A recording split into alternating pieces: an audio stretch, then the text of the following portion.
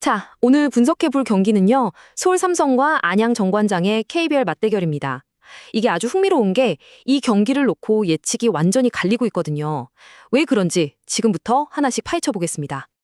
네, 바로 이겁니다. 이 경기의 가장 큰 미스터리죠. 분석가들 사이에서도 의견이 분분한데 한쪽에서는 짠물 수비전, 그러니까 저득점 경기를 예상하고요. 다른 한쪽에선 아니다, 둘이 만나면 무조건 난타전이다, 다득점 경기가 될 거다 이렇게 보고 있어요. 도대체 왜 이렇게 상반된 예상이 나오는 걸까요?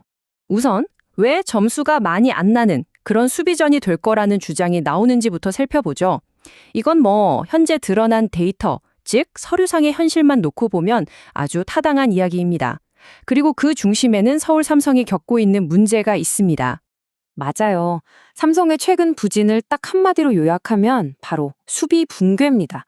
근데 이 모든 문제의 시작이 사실은 핵심 선수 3명의 빈자리에서 비롯됐다는 게 중요해요. 자, 이 숫자들 좀 보세요. 평균 7.4개의 리바운드에 1.1개의 블록슛. 이게 누구 기록이냐면 바로 삼성의 주전 센터 이원석 선수의 시즌 평균 기록입니다. 근데 지금 이 선수가 부상으로 이번 경기에 나올 가능성이 거의 없어요. 이게 정말 치명적인 거죠. 그러니까 이원석 선수 한 명이 빠진 게 그냥 골 및 자원 한 명이 비는 걸로 끝나지가 않는다는 겁니다. 당장 수비 조직력 전체가 와르르 무너졌고요. 제공권 싸움에서 계속 밀리니까 리바운드를 뺏기기 일쑤죠. 결국 공격에서는 어떻게든 점수를 내려고 성공 확률이 낮은 외곽슛에 의존하는 악순환이 계속되고 있는 겁니다.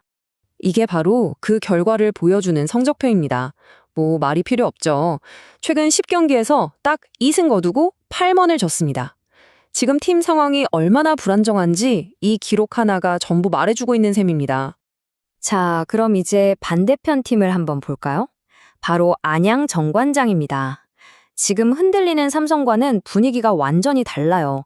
이 팀은 안정감 그리고 아주 단단한 수비를 바탕으로 경기를 풀어가는 팀이죠.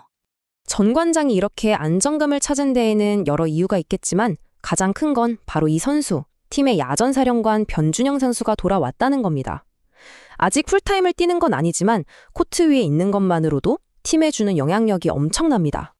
네, 변준영 선수가 복귀하면서 팀이 완전히 달라졌어요.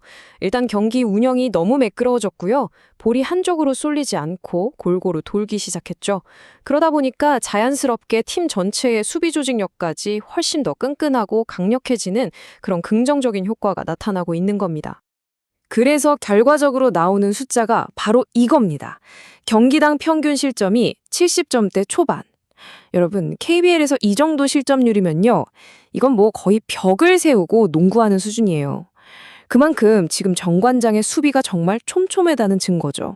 자, 그런데 말이죠. 지금까지 저희가 살펴본 모든 데이터, 모든 현실적인 분석을 그냥 한 방에 무시해버리는 아주 기묘한 주장이 있습니다. 바로 두 팀 사이에 존재하는 이상한 습관에 관한 이야기입니다. 한 분석가는 딱 이렇게 표현하더라고요. 이 두 팀은 이상하게 만나기만 하면 그냥 달리고 쏜다. 마치 약속이라도 한 것처럼 수비나 전략은 다 잊어버리고 공격 농구를 한다는 거죠. 이게 바로 일부 전문가들이 말하는 습관 이론입니다. 이 두 팀의 맞대결에는 뭔가 보이지 않는 패턴, 즉 습관이 있다는 거예요. 그래서 전력이나 순위와는 상관없이 늘 예상을 깨고 서로 점수를 많이 주고받는 난타전으로 흘러가는 경향이 있다는 분석입니다. 이 이론을 좀 더 깊이 들어가 보면요. 두 팀 모두 이제 상위권 순위 경쟁에서는 사실상 멀어졌잖아요. 그러다 보니 승패에 대한 압박감보다는 개인 기록에 더 신경을 쓰게 되고 자연스럽게 수비보다는 공격에 집중하는 빠른 템포의 경기가 펼쳐진다는 겁니다. 자, 그럼 우리는 이 상반된 두 가지 예측 사이에서 어떤 걸 믿어야 할까요? 냉정한 데이터에 기반한 현실과 설명하기 힘든 습관 한번 나란히 놓고 제대로 비교해 보겠습니다.